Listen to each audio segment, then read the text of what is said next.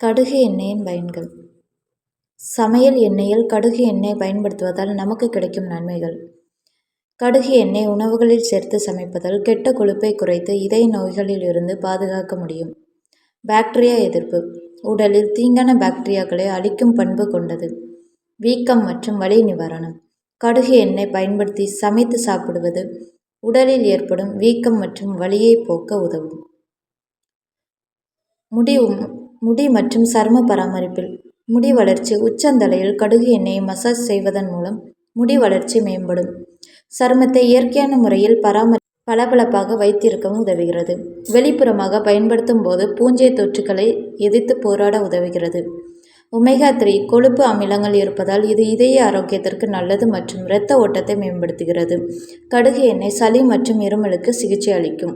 நோய் எதிர்ப்பு சக்தியை அதிகரிக்க உதவுகிறது.